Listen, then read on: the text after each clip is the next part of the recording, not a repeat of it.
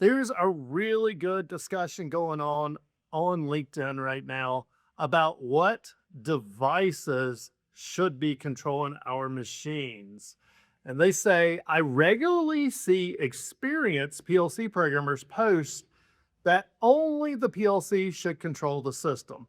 This presents a challenge to system developers. They may not have easy access to the PLC code. I don't think it's reasonable to expect all the controls to reside in the PLC. There's too much functionality in peripheral software. It's an expectation that denies the realities of modern control systems. Why isn't it obvious that an ignition designer has put a script into a system? Why did I spend all that time learning the script in Ignition Gold certification? Now, what I want to try to do is instead of saying one is right and one is wrong, is I want to try to open one group's eyes to the other one's concerns. In fact, I'm going to be speaking at Ignition Community Conference on September 22nd through 24th, talking about this very item.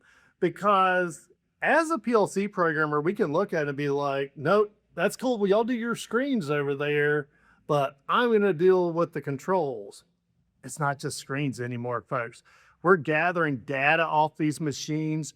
We are collecting it. We're analyzing it. We're looking for trends where data is, going one way, going the other way. We're using AI to help us diagnose machines faster and do predictive analytics. We need these Ignition Gold certified programmers to help us with that part. Now, I'm saying Ignition Gold certified program because I am a big fan of Ignition. We do Ignition classes here, but in general, it is to a point now that not everything resides in the PLC. Now, I do want to open the Ignition programmers' eyes to this one very statement is they said, why isn't it obvious that an ignition designer has put a script into a system?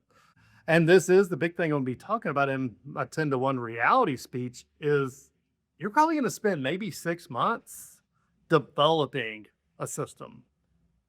The technician will spend the next 20 years maintaining that system.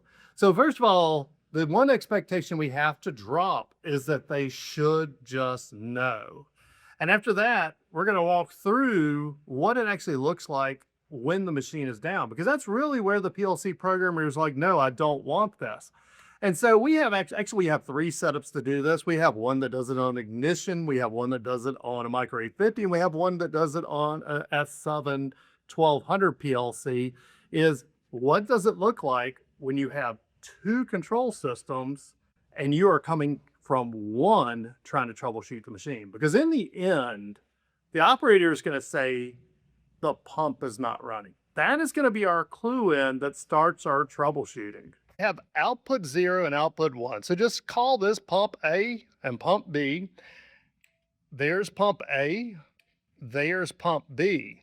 So when we go to troubleshoot this machine, we're going to be thinking, okay, why is pump A or pump B not working? So I'm going to see that they are coming to this module right here. And then I'm going to realize, okay, this is coming up to control net up here on my PLC. And I see that this is node 2. And then I'm going to connect to that PLC. And I'm going to go down here and find my IO configuration. And inside of my IO configuration, I'm going to find module 4. And then I know it's node 2. And this gives me my tag name, the same tag name that typically you are browsing the PLC and connecting to in your tags. So I knew this one's name is going to be flex colon 2 colon O. And then I'm going to open my controller tags. And then in my filter box up here, I'm going to type flex. And that's going to get me to flex colon 2 colon O. And I know that pump A is output 0 and pump B is output 1. So we're going to cross-reference this next because we want to know, okay, why is it not coming on? We're going to be looking for what is writing, in this case, a 1 to that. So I'm going to right-click flex and I'm going to cross-reference it. And we see we have an output energized here. Mainly it has a Y in the destructive column. And I'm going to double click on it. And we'll just scroll down a bit so you can see that. And so here is what we're calling pump A. And coincidentally, right beneath it, I have pump B. So next we're going to ask, what is writing to flex:2:0.0? Well, that's inputs from left, a tag name inputs from left. And so we're going to cross-reference it. And then that's going to get us to this MSG instruction. Mainly, I'm looking at this Y column over here. This tells me what writes to it.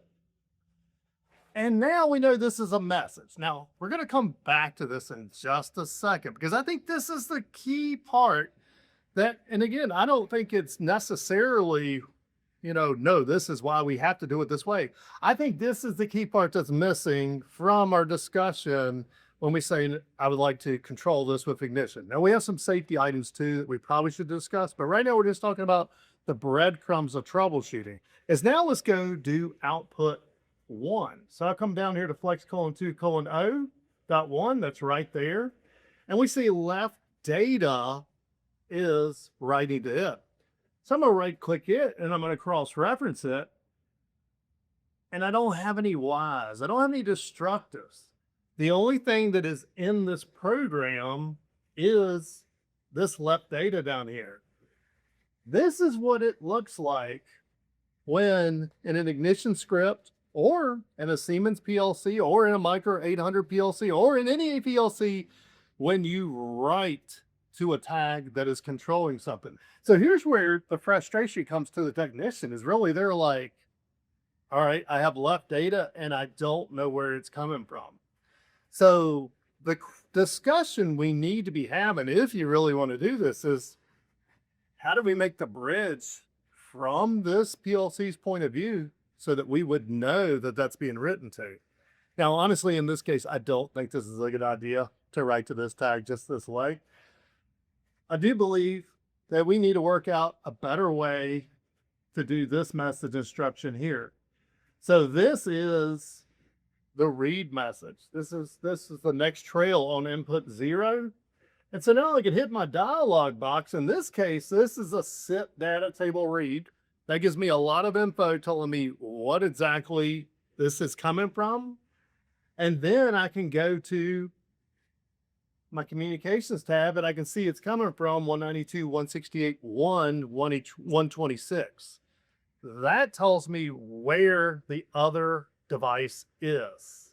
This is what's missing from the discussion, is how do we get this piece in there? Can we do a read message from a PLC to ignition?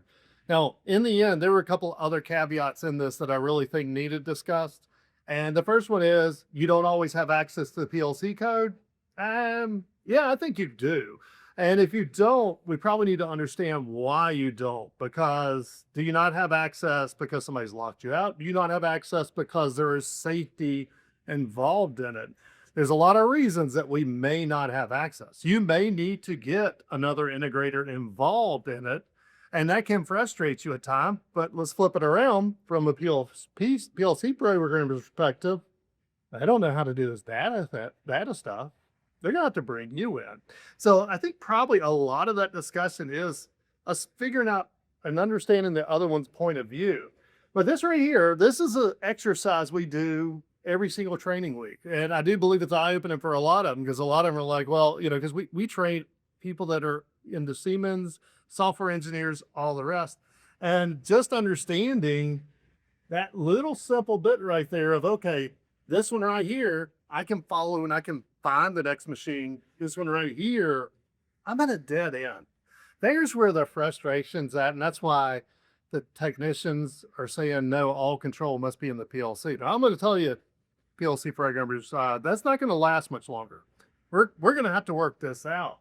So what we need to do is get together and figure out how do we bridge this gap right here so that once the programmer is gone and nobody remembers really everything off the top of their head, how can you go from that wire, like I just pointed out, to the IO configuration, find it, to the controller tags, cross-reference, see where it's at in this program, and then get to the other item. I hope that helps, and I look forward to seeing you on September 22nd through 24th at Ignition Community Conference. I'll put a link down in the description.